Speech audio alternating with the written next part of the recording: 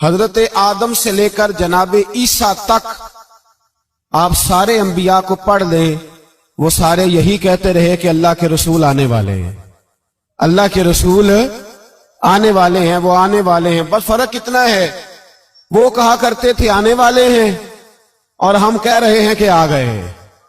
بس ساری امتیں حضور کا ہی ذکر کرتی رہیں۔ وہ کہا کرتے تھے کہ علامہ اسماعیل حقی نے تفسیر روح البیان میں لکھا ہے، امام سیوطی نے الخصائص الکبریٰ میں لکھا ہے، جناب آدم کے انتقال کا وقت آیا تو اپنے بیٹے حضرت شیس کو بلایا اور بلا کر کے فرمانے لگے، شیس میں جا رہا ہوں بیٹے، لیکن یاد رکھنا ساری زندگی یہ کام نہ بھولنا۔ تو حضرت آدم کے صاحبزادے حضرت شیس عرض کرنے لگے، ابا جی وہ کون سا؟ کہنے لگے ہر وقت ہر روز اللہ کے آخری نبی پر درود و سلام پڑھتے رہنا۔ انہوں نے کہا کہ والد گرامی وہ کون ہے؟ تو حضرت آدم کہنے لگے، جب اللہ کریم نے میرے اندر روح پھونکی تھی تو میں نے جنت کے درختوں اور پتوں پر لکھا دیکھا تھا لا الہ الا اللہ محمد الرسول اللہ صلی اللہ علیہ وسلم۔ ہر پیغمبر نے، ہر رسول نے، آپ دیکھیے نا حضرت ابراہیم نے کعبہ بنایا۔ اصل بات یہ ہے کہ ہم حضور کے امتی ہیں، ہم اس طرح قدر نہیں کر پاتے جس طرح وہ لوگ آرزویں کرتے تھے۔ حضرت ابراہیم نے کعبہ بنایا، اللہ کا گھر، اللہ کا گھر۔ یہاں جو آدمی اپنے سگے بیٹے کو بھی گھر بنا کے دیتا ہے، وہ بھی اپنی بہو کو کہتا ہے میں نے بنا کے دیا ہے، حالانکہ اپنے بیٹے کو دیا ہے۔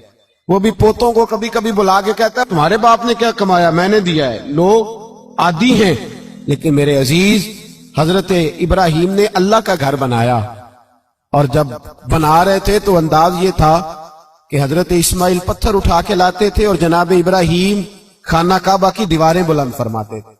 اس عالم میں جب بنا چکے تو عرض کرنے لگے یا اللہ کعبہ میں نے بنا دیا ہے، اسے آباد کرنے والا رسول بھی عطا فرما دے۔ ربنا وابعث فیہم رسولا، یا اللہ وہ رسول ہمیں عطا فرما جو بڑی شانوں والا ہے۔ سارے انبیاء حضرت سیدنا عیسیٰ علیہ السلام کہ کچھ امتی کہنے لگے عیسیٰ مردے زندہ کر دیتے ہو،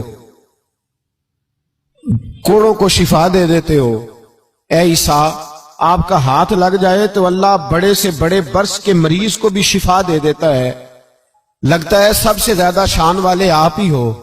تو حضرت عیسیٰ کہنے لگے نہیں، وَمُبَشِّرٍ بِرَسُولٍ يَأْتِي مِن بَعْدِهِ اسْمُهُ احمد، فرمایا شان والا تو وہ ہے جس کی میں تمہیں خوشخبری دینے آیا ہوں، وہ میرے بعد آئے گا اور اس کا نام احمد ہوگا، وہ اس کی میں تمہیں خوشخبری دینے آیا ہوں۔ میرے بھائی، میرے رسول کریم سید عالم صلی اللہ علیہ وسلم کے بارے میں ہر نبی، ہر پیغمبر، ہر رسول یہ کہتے آئے وہ آنے والے ہیں، اور ہم کیا کہہ رہے ہیں؟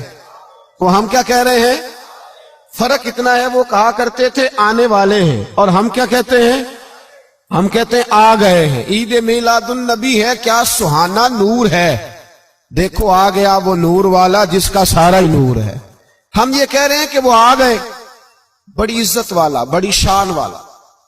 رب کریم بڑے بلند حوصلے والا ہے، وہ کسی کو جتلاتا نہیں کوئی شے دے کے، وہ نہیں جتلاتا، اس کو جو نہیں مانتے انہیں بھی روٹی دیتا ہے۔ جس نے ساری عمر نماز نہیں پڑھی اللہ نے اسے بھی بچے عطا فرمائے، اس نے ساری زندگی نافرمانی کی رب نے اسے بھی نعمتیں دی، کسی نعمت پر احسان نہیں جتلایا، لیکن فرمایا میرے نبی کے غلاموں ذرا ہوش سے رہنا، ذرا ہوش سے۔ ساری زندگی برادریوں پر ہی فخر کرتے رہے ہو، ساری زندگی بینک بیلنس اور جائیداد اور مال پر ہی تم نے فخر کیا ہے، فرمایا ایک فخر والی چیز میں تمہیں دے رہا ہوں، اور میں تمہیں بتا رہا ہوں لقد من اللہ علی المؤمنین اذ بعث فیہم رسولا۔ اور یار اس پہ کبھی غور تو کرو، اس پہ کبھی غور تو کرو، احسان جتلانا کوئی چھوٹی سی بات ہے؟ اور پھر مالک جس کے حوصلے پر کوئی کلام ہی نہیں کر سکتا، وہ مالک کے شان جتلا کے تجھے کہتا ہے او مسلمان تو چھوٹا سمجھتا ہے، تو شاید ہلکا جانتا ہے، ہوش کر، اور اپنے اندر کے مصطفیٰ کریم کے اس غلام کو بیدار کر۔ رب فرماتا ہے میں نے تمہارے اوپر بڑا ہی احسان کیا ہے، میں نے بڑا ہی احسان کیا۔ یا اللہ کیا؟ فرمایا اذ بعث فیہم رسولا، میں نے تمہیں اپنا شانوں والا رسول عطا کیا ہے۔ دیدہ دل کا دریچہ باز کرنا چاہیے، اور یا رسول اللہ جن کا تو آقا ہے ان کو ناز کرنا چاہیے۔ اب تھوڑا مسلمان ہونے پہ بھی فخر کرو، کبھی کوئی پوچھے تو اسے بتایا کرو ہم رسول اللہ کے غلام ہیں۔ یہ بھی ہماری برادری ہے اور یہ سب سے بڑی برادری. اس برادری کے اندر بھی لوگوں کو لائیں. آپ کو پتہ ہے میلاد انقلاب کا نام ہے. میلاد جب تک نہیں ہوا تھا تو بیٹیاں زندہ دفن ہوتی تھیں.